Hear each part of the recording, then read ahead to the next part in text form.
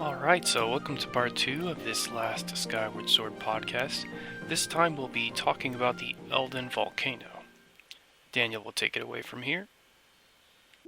So the player starts off in the bottom left-hand corner, and this whole lower area of the map is sort of like a twisty, turny, mostly linear-ish section, which the player Yeah. passes through. So it's kind of similar to what we saw in Farron Woods, hmm um, but I think it's probably more. At least it feels more linear, just because the level design is more like a series of tracks. In any case, there's a few Bobbkin challenges along the way. I know, I suppose two things that stand out to me is near number 5, there's a bridge, and at the end of the bridge, a um, there's an archer who's standing, an archer or a Bobbkin who's standing around there, and as you try and cross that bridge, the uh, the bridge itself will start to fall into the lava, so you have to move quickly across it. And it's really funny how there's an enemy at the end that kind of catches the player off guard. There's also a few other little sort of similar um, enemy-based challenges along the way, and then you kind of get to this middle-ish area of the bottom section at number 6, and if I remember correctly, um, you can actually travel down number 6 through an underground area, which then allows the player to progress forwards. Otherwise, um, from doing that, actually, they end up at another point on the map, don't they? Yeah. When you go into the underground tunnel where number 7 is, that's where the Magma asks you to take out the Bokoblin camp that's there. Once you get rid of him, he gives you the digging mitts, which allows you to dig up a geyser to travel up to that higher area there. You go through a maze where with pyrops shooting out fire, where number 8 is, and the T1 will show you where it comes out in the main map. Are the pyrops, are those the seals that spit fire? Yeah, the monkey seals. Yeah. Hmm. Yeah, and then I guess in the second half, once you get up to the upper area, there's a series of challenges set along slopes, which tests the player's ability to be able to ascend on the slopes within I guess, the effective time limit that they have based on Link's energy meter. Um, and so you follow those up, and you get around the area where it says key near the top, and there's a few more um, camps up there as well. And yes, I can't actually remember how the different channels relate, because if I remember correctly, on the initial run, the leftmost channel kind of doesn't. Wait. Oh, wait, actually, no.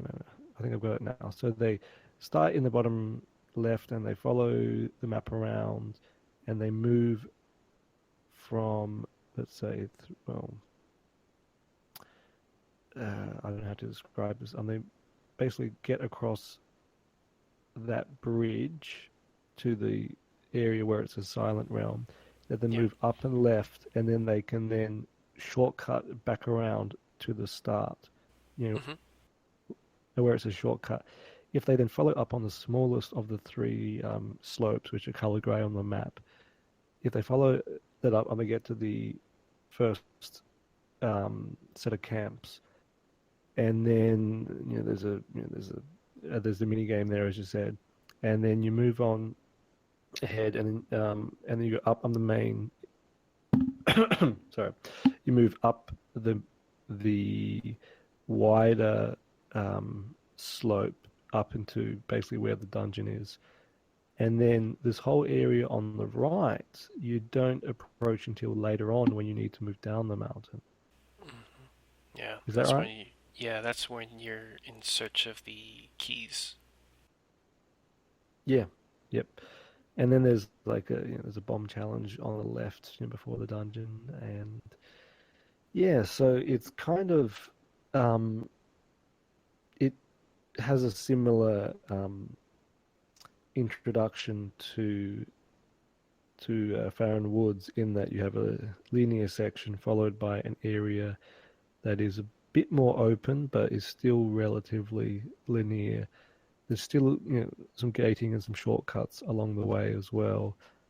And interestingly, there's a whole chunk of the map which you don't have access to at that point in time. The verticality is also quite different in the sense of in Farron Woods, you are sort of the height variation is much more, uh, I guess, varied in sort of bits and pieces, and so you're often sort of surrounded by highs and lows in the environment. I mean, and there's a lot of trees, obviously. Whereas at the volcano, it's more everything from the bottom to the top of the map. Everything is kind of going upwards. Although within the individual pockets, especially in the lower half of the map, um, there's still that kind of um, forest-like um, sort of pockets of height as well. But I find that when you're so if you look at the map, the areas which are kind of not colored in, so that it's not orange, it's not yellow, it's it's sort of these gaps in between the different areas. Like you can't actually really see beyond those gaps, and so you don't really. I mean, it's probably more of a technological constraint, but you don't really get to, like you do in a lot of modern games. As you're ascending, you don't really get to look back and see and very clearly see the area that you've crossed. Rather, it's this one seemingly interconnected area, but it's all split up and sort of chunked, and so you don't really get get as much of a sensation of you ascending the mountain and then being able to turn back and see the vista and to be able to in detail see the areas uh, that you've passed through previously. Um, That gonna have yeah. I actually think you well. I was going to say I disagree in that you actually can. For example, where you see the second slide that leads up to the dungeon, you can definitely turn around and see where you have come from. Um, that one is probably the most, and same with where you're at the dungeon level. You see how there's sort of this little cross that goes off. You can like that right there is probably one of the best vantage points in the game to see everything that's below you. So yeah, basically, you can see down the mountain and see how you have scaled up the mountain. There are certain sections where you can't. For Mm. example, around where the Bokoblin camp is, because there's mountain in your way. That one you kind of can't. But otherwise, in the areas where you see the lava flowing downward, those you absolutely definitely can, because there's nothing in the way. It's just a lava river going down. Mm. So there's just those few areas where you can't actually see down it. the visibility thing definitely um, occurred to me when I was looking for the key bits to get into the Earth Temple, where you can see there's two key fragments on the giant slope downward, and I would douse and find that the keys were somewhere south of where I was. Um, but and I would have realized where to go if I had actually stood out on that vantage point on the cross you pointed out. But just using it Yeah. from the ground, I thought, oh, okay, I got to go back to the beginning of the level to find the key, because that's in terms of dowsing, it looked like that's where it was. and so uh, not being able to see across certain gaps did add to the challenge there. Now I'm getting a sense of I really wish I could go back and look through where these vantage points are and where these sour spots are for seeing the rest of the mountain now that it's being brought up. I just know that there are definitely some sections where you can look down the volcano and see what's below. Yeah, I think it's more a case of it's like you in those in those particular spots, like let's get some numbers here, just south of 9 and near the KX3, Mm, like so that area in there, yeah, and those are other tunnels. areas. Yeah, yeah, yeah. And so you've effectively, I mean, there's tunnels, but there's like, as you're climbing the slope, like there's still just to the south, that area is quite walled. And I think, so in Ocarina of Time, I think, there's parts where you're going up on the mountain, but it's like directly straight and there's no tunnels or anything like that. So at every point you can, well, I think there's a turn earlier on, but after that, like pretty much at every point, like you can turn around and see the area behind you. Where I think there's often situations in the sections of the map here where you turn around and there's like, I mean, there's tunnels and there's walls and other things. Although, yeah, I mean, as you say, like you can still see the environment behind you, but it's not a constant thing. Yeah, both of the paths that lead up to number nine are tunnels, which means there's a bit of mountain above them. So definitely around where number nine is, you can't really see that much of a. Or I had to double check, but those are the one that would probably be the spot where you couldn't see as much, at least not until you get a little bit higher up uh, to be able to look down. I don't know if this is really a comment about level design, but uh, while we're on the topic of looking at far off things, I just think it's worth mentioning and noting that when you look at distant objects, they get into that more impressionistic, Hmm. sort of vague, blurry look, and it's a neat effect. Yeah. The time where you get that most in the Farron Woods, I find, is when you're on top of the tree. Not quite as much when you're just regularly running around in it. Well, I mean, you do, but it has to be in one of the more sections where you have a longer point before hitting the horizon.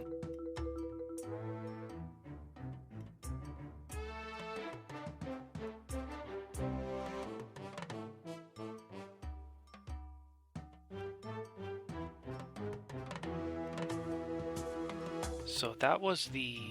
Well, there's I guess some points that I want to make on the first trek through the Elden Volcano. It's very focused on testing you with bombs, and I regret not noting all the places where bomb flowers are, because you don't even get your bomb bag until you do the dungeon, so I regret not doing that.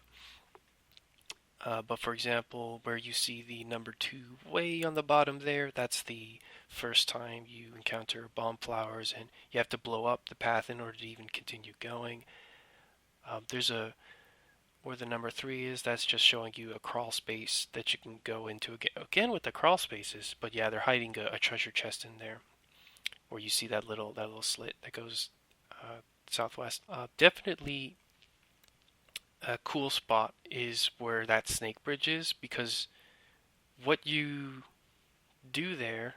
I also just want to mention, as you're going along in this early section of the mountain, you have pyrops that are in the way, and the way you flush them out is by rolling a bomb into their hidey holes or throwing them into the tops of the little skeletons that they're hiding in. So again, it keeps challenging you on, hey, look, use the bombs. Look at all the ways you can use bombs. The one I wanted to bring up with the snake bridge is that's the one where they test you to roll the bomb along the bridge so it can blow up a little a crack to drain the lava so you can actually get inside the tunnel in number 6. And I'm like, oh, that's so cool. That was the thing that made it's like, yep, bomb bowling is the coolest thing, and I miss it already for not having it in Breath of the Wild. Wait a minute. What do you? Oh, well, the bombs roll, but I guess you can't do the underhand toss. Nope. So yeah, that covers that's first section, and we already covered the underground portion. I I would like to add. I think there's a lot of the challenges before you get the bomb bag, just because when you're plucking it from a bomb flower, uh, that defines the range in which you can use the bomb. Just because you can only go so far under the time limit, and so I thought that was a neat way to squeeze more variation out of bombs that you hadn't seen in prior Zelda games. That they really put pressure on that time limit before the bomb blows up. Whereas if you have a bomb bag and you can just pull it out wherever you want, you can just walk 5 feet farther forward and pull it out then. Yeah, and I guess note as we were noting earlier with the Fair Woods, we see an escalation of these steep slope challenges. The first one, where number 9 is, has I can't believe I didn't write. Yeah, there's bokoblins on there. I forgot to write them in. Sorry about that. Where you have bokoblins on top, and they're throwing. The one at the very top is actually throwing boulders at you. Then you get to your bokoblin camp, beat up 3 of them. You blow up the little tower. You can't see it there, but you see that little brown square there? That's a tower that Mm. you blow up so you can go across the lava.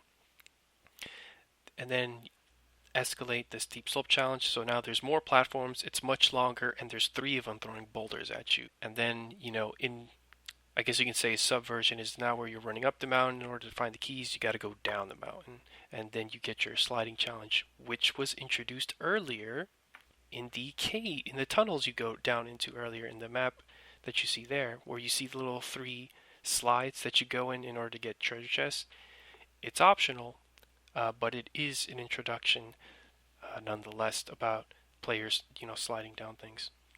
With the key challenge in the Elden Volcano, some of the keys here they use dig spots.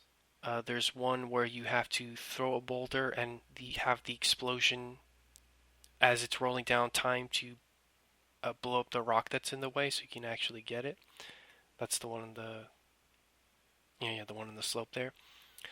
And then you have one off to the side where by the pinwheel where that one is. I don't remember if there was anything special about getting to that one. I think it really was just as straightforward as go down there, blow up the tower, and then dig up the soft soil spot that it was on top of. And then the remaining 2 are. Oh no, there is a cool one. So the one on the slide, there's quite a bit of a trek that you have to get to even get to the one on the slide. So there's a bokoblin camp off to the right of the Earth Temple. You beat them all up, blow up the watchtower, go across. There's a section, I numbered it 11, where the bridge isn't out, so you have to sort of climb along the side and then get over in order to even pull it down. I just wanted to make note of it because I thought it's cool when they have you look around the level and see that, oh, I have to move around in 3D space in order to get somewhere. So opportunities where they make you look around more like that, I think are cool and worth noting.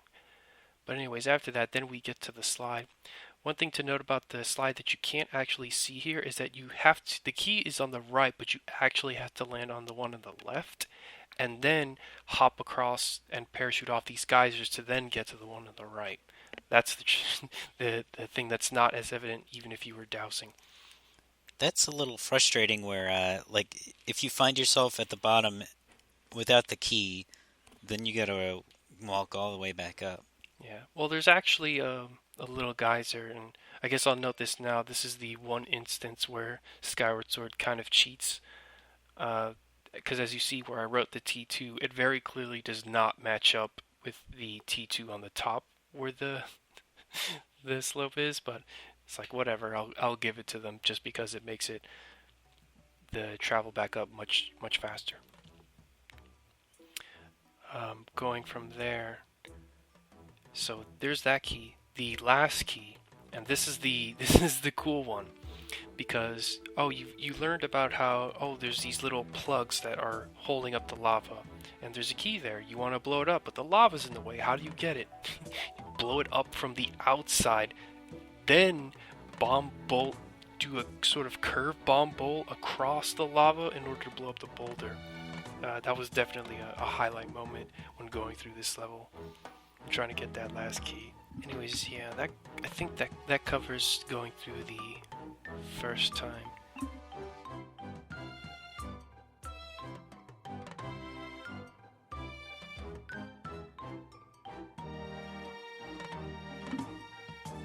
Yeah, I was just gonna say it's neat how they how they combine like going up and down on the mountain, and so in how the challenge organically changes depending on the direction in which the player approaches it. Although actually you can't really go back up the mountain on the right hand side, can you? So, but Well, it's I still mean, you can. I know what you mean. Yeah, you can't but run back up it. No. yeah, but it's still neat how there's like how the paths through the mountain emphasize the geographical nature hmm of the environment. So, something curious about the Elden Volcano is that when you revisit it, it doesn't actually change all that much. In fact, if we were to rank the levels based on how much they change on the enemy layouts, I mean, change on your second visit, Elden Volcano has the least, bordering on absolutely nothing, except for maybe blue bokoblins where there used to be red bokoblins. Except once you do the little escort mission with Skipper, I forgot his name already. He's a little bastard. Then you see the most significant change of enemy placement, and that I noted on the top right. Just making note of this because the thing about the Archer bokoblins and their placement is that the second visit of the Elden Volcano happens after your second visit to the Lanayru Desert, where you get the bow on the sand ship. So, and the thing is, because you get the bow so late in the game, the Archer bokoblins are not actually placed in the levels except for this specific moment in the game. Otherwise, Archer bokoblins are not placed in the main hub areas in any of them, even when you return to them, which is something curious that I had to take note of as I was doing this. I tried my best to note all the places where they put the bokoblins as you trek to the top of the mountain. The interesting thing is, though, is that you can kind of go however you want. So you can take the long way, which is the way you normally take when you first start, or you can just take the path of the shortcut you opened up on the left and go directly up to the top of the mountain and then to the volcano summit. That never occurred to me. I guess without even realizing that I was making an assumption, I just figured, oh, okay, I have to go back up the same way I did the first time. Nope, you could have totally just gone left and gone right to the sand slope and made your way up to the mountain, and it would have been much faster. But they bothered to redesign the level either way. Yeah.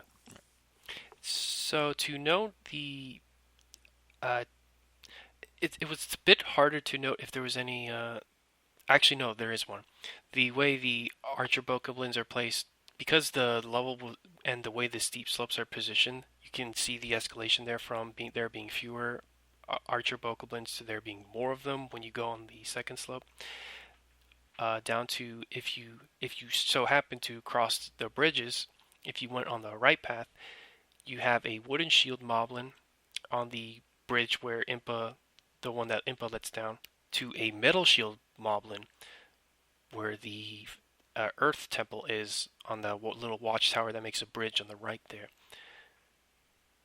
There's also a wooden shield moblin. Even if you miss the one from the bridge that Impa lets down, there's a wooden shield moblin as you are making your way up to the second steep slope.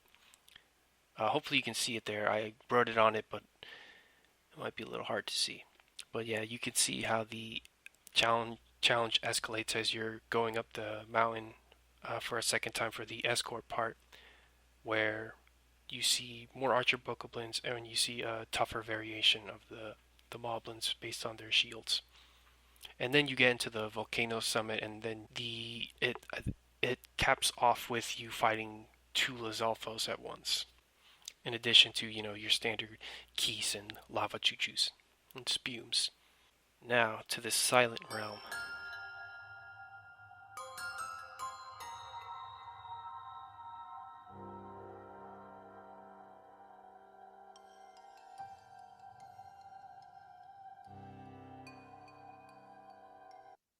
I mean, I'd just say that it's interesting how it focuses on the slopes, and on that beginning area. Um, yeah, I just think that had an interesting dynamic to the chase. Now, you mentioned before that the Farron Woods were pretty open, and this is like a just such a stark contrast because once you get on that slope, you're stuck on that slope. You can't really, you know, go halfway down the slope and then decide, okay, I'm gonna go over to the, I'm gonna go over the west or to the east portion. No, sorry, I can't remember my directions. Yeah, but basically, you can't leave the slope once you're on it. Yeah. Uh, oh wait, okay, no. I thought you were talking about the slope on the right because you are right. Once you go up that slope, and that area there where one of the Bokoblin camps is, like you can't actually progress past that point. That's actually a dead end. So you have to go back down the slope and then to the rest of the volcano to Right. the So if you're south trying and to to the get east. the slope tiers, you're pretty much committed to doing the slide down that slope, and it can be quite a time drain, which is important to bear in mind as your flower petals are ticking away. I can't see where the tiers of light are. Oh wait. Yeah, there's about two tiers of light on the slope, so you only really need to go down it twice. And one of them is in the spot where the key was, so you need one to go on the left and one to go down on the right. And that You right only one need to is, go down twice if you do it right. yeah, if you do it right. Because I was gonna say that one on the right there is actually pretty tough because of the way it's sandwiched in between those two waking waters, and just because of the slide physics where you might accidentally overshoot it if you're not used to them.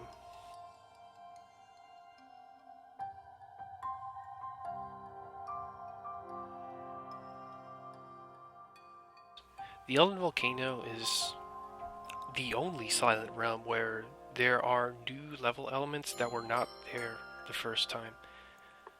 So, for one, you can see with the green arrow where your starting place is. There is a snake bridge that was not there before, and that's why I put star 1. So that helps you get to the southern portion. You can easily divide this level up into the northern portion and then the southern portion based on that snake bridge. So in this northern portion, you have 8 of the tiers, and then the southern portion has the remaining 4 tiers. Other changes are where the star 2 is. You have these platforms that you run across in order to get a tier. Star 3, there's a rope there that you have to use to swing in order to reach the tier that's near it. And then I wrote star 4, that crawl space where you go inside the tree. They added some extra platforms there for one that you have to, another tier that you have to get. I think it also, yeah, actually, it also has a tightrope that you have to go across in order to get it too. Now, I feel like I might have not properly. I feel like it, but no, I think there really is not that many watchers. As you can see, most of them are on the steep slide to the Mm. west. Otherwise, it may look like it's kind of barren in that southern half of the sliding realm, but it's like actually no. There's just that one watcher on the that snake bridge that goes to the east, and that's about it. The rest of it you just run along. It's interesting because it's like, one chat, like I guess we're on the main challenge is simply moving through the environment in a timely manner. Hmm. So it's probably balanced around time actually, because if you think about it, um, the slopes are fairly straightforward, um, where the southern area is much more uh, has multiple laneways, and you really need to know have a better understanding of the environment in order to not waste a lot of time. Where the star 4 is, that can easily be one of the last ones you're looking for because of how hidden it is and how few tiers there are even next to it, as well as how much you have to go back through in order to make it to the starting point again. Yeah, it's really cool how they also have some of the collectibles on uh, along the vines. So it's like um, so it looks like it's in the lava, but you actually have to climb down on the vine. So if you just see it on the waypoint, like it looks like, yeah, it looks like you shouldn't be able to get it, but you can if you just head down through Hmm. the vines.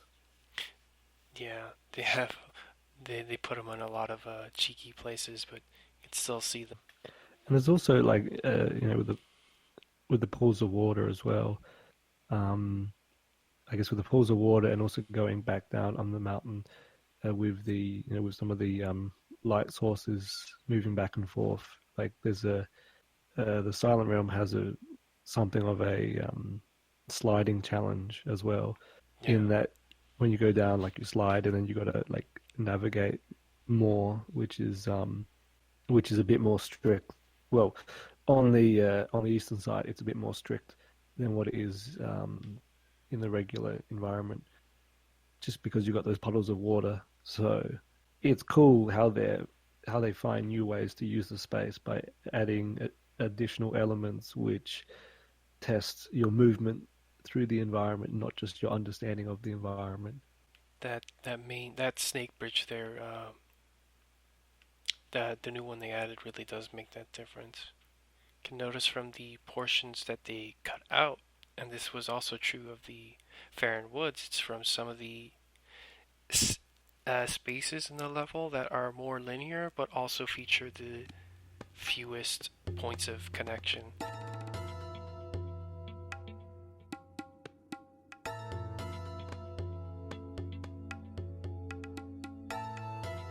I guess we can move on to the third time you visit. I drew a bunch of black lines because it was hard to see where the fences were in the original map, so you can see how which sections of the level are gated off when you return to the Elden Volcano for the third time, and you have to do that stealth section.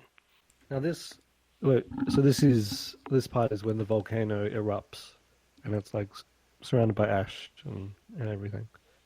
Yeah, Yep. so you can see I wrote where you start off way on the bottom there, where I wrote prison, and there's a bombable wall, but you don't have bombs, so you're forced to go to the path on the right, to the north, where the safe statue is. And then that's when one of the magmas, after he gives you your magma mitts, will tell you uh, where your items are, and you can see them on the map here. You can see them how they're scattered throughout the map. I tried my best writing, T1 to show you like I wrote T for like transport, but it shows you where the digging holes are and how they connect.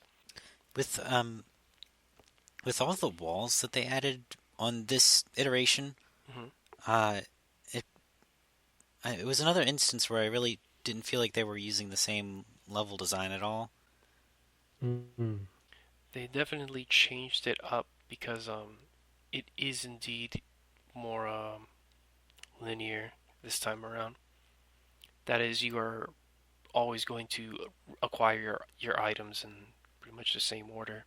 So you can see how they cut off the where you go into that big tree that takes you to the tunnels underground. above that, they cut off the area to where you could easily get to the sliding slopes. In fact, you don't go up any of the steep slopes. Instead, what happens is, you have your introductory stealth section with a single red bokoblin walled off. You hop down to the area below, and then you travel across the snake bridge to where you see the first watchtower. And I tried to outline where its searchlight was to show you how you go from one digging hole to the other digging hole. Now, what's not clear here is that you go across that snake bridge and you see, oh wait, I can't get across this. How do I?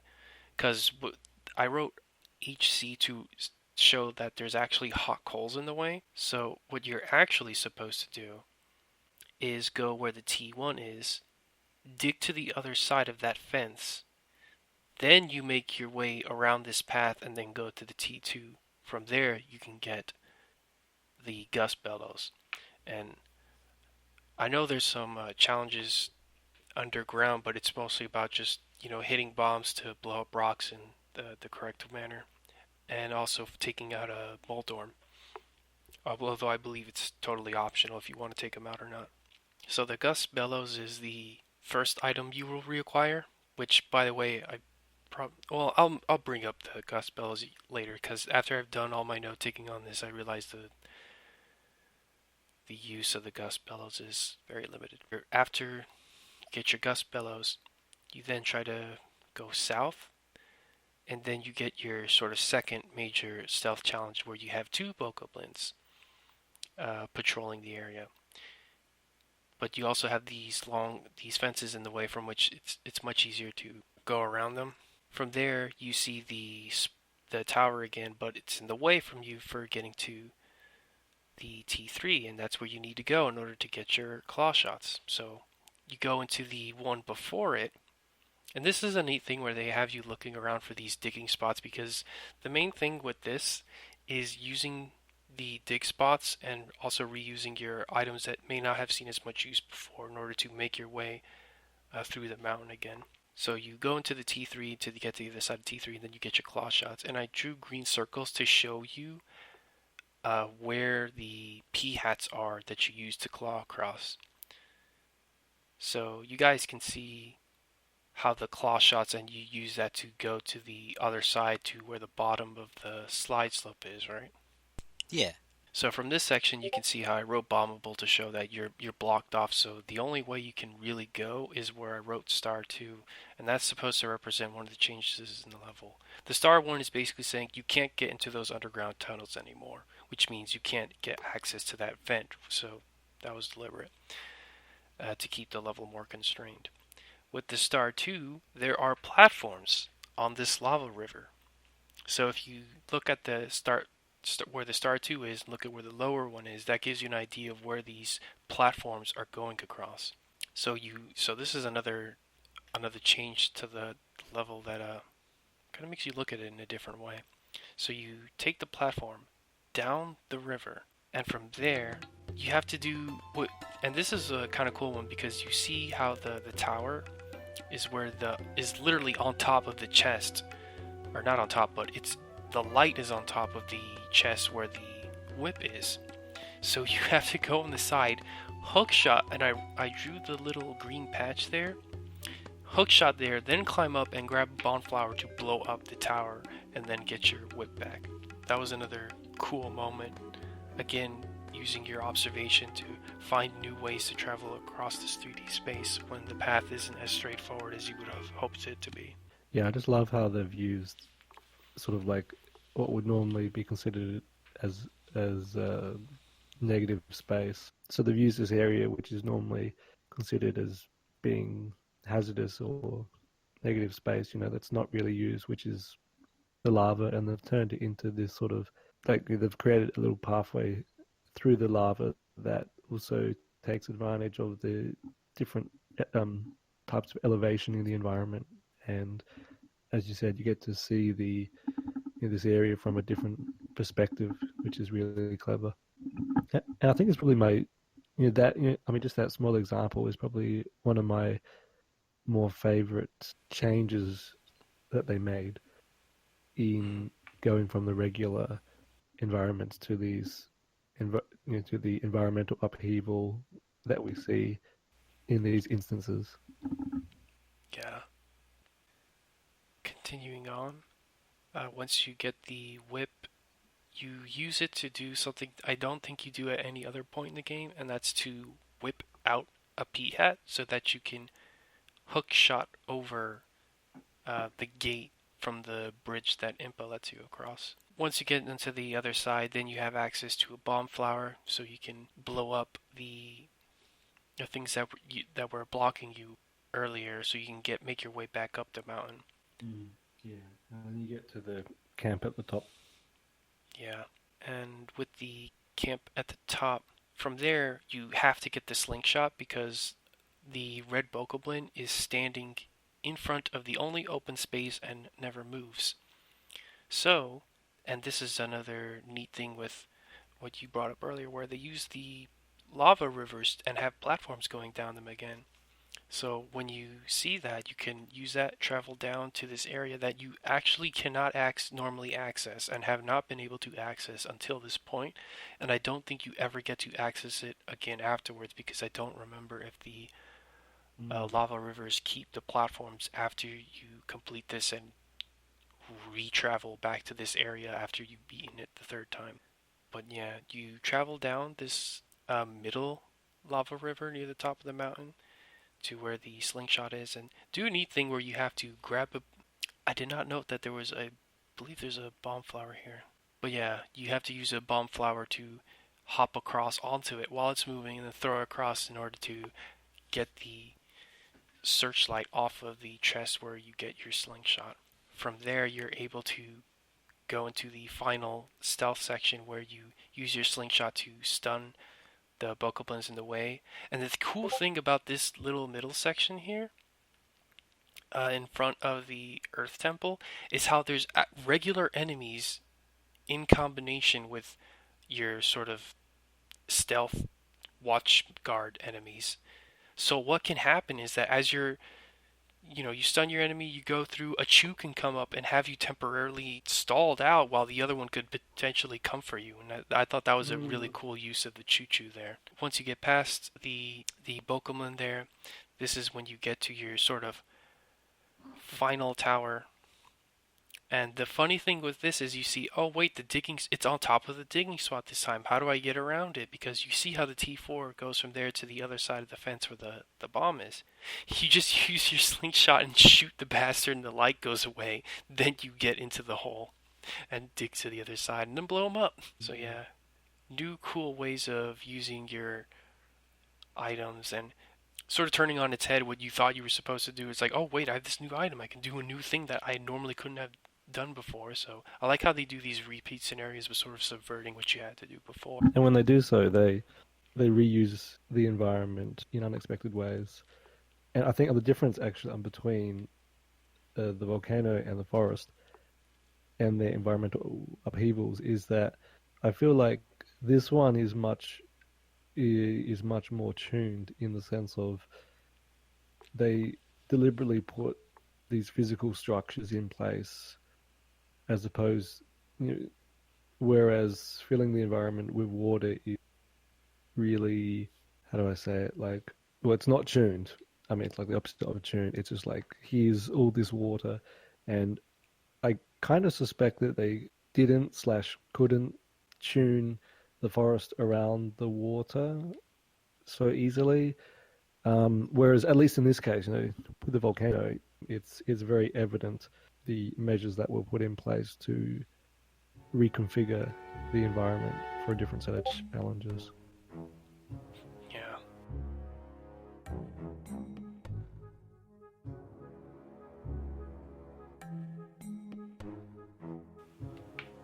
But that's the thing, Greg can't talk. I was gonna say. All right, so once you get your bombs, then you're able to go back, blow up the bombable rock that's blocking your way into the volcano summit, reclaim your sword, and then reclaim the rest of your items in there, and go to the fire dragon. So some thoughts to wrap up before we all head out for tonight, to continue later. The Elden Volcano, to my surprise, features the most changes with each visit, from going it up the first time to how much they reconfigured it, the enemy positions for the second trip up when you're carrying the bucket of water, to this time where they uh, fence it off in such a way, take away all your items, put them in new positions, and have a new way for you to go up the mountain. Yeah, and also the fact that your regular items are involved and you use them in different ways. There's more to that, I guess, than swimming, which is another way of moving through the environment. But yeah, it's just the, the two examples of differentiation are quite unique. And I can't even remember the Lanaroo deserts changes very much. So it'll be interesting looking at that next time to Yeah. see what kind of balance that strikes between the two. hmm But I think it leans more towards Elden Volcano's approach. Elden Volcano also features the fewest new areas when you make your visits. So, Farron Woods, you have, the Farron Woods the first time, then the Deep Woods. Second time, you have, your Farron Woods Silent Realm, but then you have the inside of the Great Tree, and then Lake Floria, as well as revisiting the first dungeon. But with Elden Volcano, you only have the Volcano Summit after the Silent Realm. And the third time, it's like there's nothing else. You've already seen all the new areas. Isn't there's like one room where you see the dragon? Yeah, it's just that one room because the first time you go into Volcano Summit, there's just this area you can't get across. But after you do this, then the lava platforms that you need to make it across are there now. It's a change that's purely brought upon because the game needed you to be able to get there, not because of any new item you have or anything like that. And of course the Yeah. Lanayru Desert features like the most new things each time you come, which is probably why Daniel can't remember how much it changes. Like that's because you're straight up going into a new area every single time you go there. Right. Oh, I mean, I meant more in terms of the. Oh yeah, yeah, you're right. Yeah, Yeah, that because makes sense. Yeah, second time you have never mind. that Sansi, and then the third time you have the Lanayru Gorge. So it's like, yeah, Mm. you don't spend much time in the actual Lanayru Desert Hub uh, with each visit, minus the Silent Realm. That's probably because you spend so much time just trying to move through that bloody environment with the sand. hmm Yeah. Such a pain. I'm gonna head off now, so I'll I'll see you guys sometime later. So normally this is where the podcast would end, but Greg and I kept talking quite a bit after Daniel left, and some of it was too good to cut out. So enjoy the rest of this. One of the things I want to note in my conclusion is notice how few times I said with the entirety of the Farron Woods and the entirety of the Elden Volcano, you using either the whip or the gust bellows. Actually, in the Farron Woods, there's the rope swing. Uh, I mean, the inside of the Farron Woods, there's that part where you're on the platforms and you have to use the gust bellows to swing yourself. There's that Yeah. part. That was a cool part. But it's also it's so infrequent. I'm finding. For me, like I remembered never ever using it, so just the fact that there's like one or two other uses for it, I was amazed. Yeah. But what I also wanted to bring attention to, that I would have brought attention to had it not been for that Daniel needed to leave, was that they had to like put in hot coals that were not originally there just to make the gust bellows useful once or twice, so that you can take them all out of the way and go into the holes or whatever. Shame that they didn't get more mileage out of the digging, like with the scorpion boss. Yeah. So what I was beginning to notice is that what is the gust bellows used for? Well, it's used for those little piles of sand. It's used for hot coals. It's used for the fans, the little propellers on the moving platforms, but that's only in the past, so it's only in like the futurist sections of the Lanayru Desert. And it's used for the more volumetric kind of sand. I don't know why I just said volumetric. I feel like that's the word you're supposed to use because that's how programmers call it. The one that you see in the Moldarak boss fight. That sand is not present very often. I think it's because maybe technical reasons, but it's in very specific rooms where that can be controlled properly and not glitch Yeah, out or do anything weird. makes sense. Yeah, but otherwise, like, there's so little use outside of the region it was originally obtained in.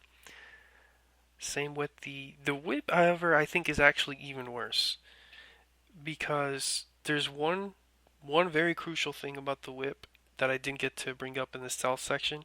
I think this is the only time I've ever seen a Zelda game where a whip, which is specifically, and even in Skyward Sword itself, you take something off of an enemy, like hanging on their belt, because you do it for one of the bokoblins and a key they have, right? Well, the bokoblins use their horns to alert the ones that catapult a boulder into you when they spot you. You cannot whip off those horns. It is the only time I think they've done a special case like that where he's like, oh, I'm playing Zelda. Oh, I can whip things off of enemies. I'm going to use it to steal his horn so they can't alert the guards or alert the catapulters. Nope, doesn't work. Even thought about that. Yeah, and the whole like, oh, I use the whip to lift up. Like, what can the whip do? It's for the lily pads, the undersides of them, or the top sides of them. Because once you flip them under, you can't interact with them anymore. There's the levers or switches. Yeah, very specific levers and bumps. Picking up things like skulls and all that, which is kind of cool. But surprised at how they didn't actually use that. You can grapple too. The like Yeah. like the Wind Waker style. Mm-hmm. Yeah, swinging across Indiana Jones style. They do that in the Lanayru Gorge, so it's not totally forgotten, but I still think it features the least use in the overworld sections. Yeah. Because even the gust bellows sees use by virtue of there being piles of sand that you can uh, just blow out and find whatever's in them. And it's like, okay, if there was any other way to make them used more, you would have to put in those specific level elements that allow you to travel that you can't do with other items, which means you would have probably more of those fan platforms. But because of the way they set it up so that those are only in the past, you can't really do that in Lanayru Desert. Although, if I was just to say screw that, it's like I really wish they were because that would have been cool. A cool way to get across the desert using those platforms with the gust bellows, or swinging around in the Farron Woods with the whip is like, oh, it's a tree branch, swing across, woo. Yeah, I really feel like there should have been more of the swinging. Yeah. Or even the Elden Volcano because the Elden Volcano still has trees. Swing Yeah. across, woo. Yeah, those are some of the conclusions I was hoping to get to, and I'm saying them now just in case I don't forget, or just so that I have another person that knows in case I forget. But How yeah, little they use those two weapons. yeah, because even though the overworld sections are more dungeony this time around, that means they use challenges that involve the items. Well, we saw with the Elden Volcanoes, like, hey, they used the bombs quite a bit. And what we would have seen with the Lanayru Desert is like, hey, they used the beetle, especially with the hook upgrade, the hooked beetle. They use that one quite a bit because you use it to fly, pick up bomb flowers, and blow shit up. You see use of the bow by default always sees use just on the basis of fighting things. So, and same with the slingshot. So those were never in doubt. But you see how much use you get out of the bombs and beetle and just the combination of the two. But not quite as much the gust bellows and the whip. And I think those are your other two like major items. Wait, there's 8. What are the other ones? It's the bug net, which is optional, and the claw shot. Yeah, claw shot also features a lot of use because the p hats in the Elden Volcano that you can use to travel across, and every patch of vine grass of which they have of some sort in all 3 of them even the Lanayru Desert, you used to climb, and all those hookshot spots, which I made note of um, in my notes for like, hey, look at all the spots you can hook onto in order to travel across this place, even easier to make it easier to travel across this place, so that you're not always looking for like slopes to run up on top of those walls that are littered throughout it, kind of like spider web out of the temple in the middle. The most use different perspective on space where the beetle through space or the slingshot and arrow let you look at space in first person. Whip and gust bellows really grant you any of that. So now, and the beetle is also just useful by itself, just for looking around. In addition to the fact that there were challenges specifically made for it when you go through the Lanayru Desert. With the enemies, Lanayru Desert actually has quite a big change, but we'll get to that next time.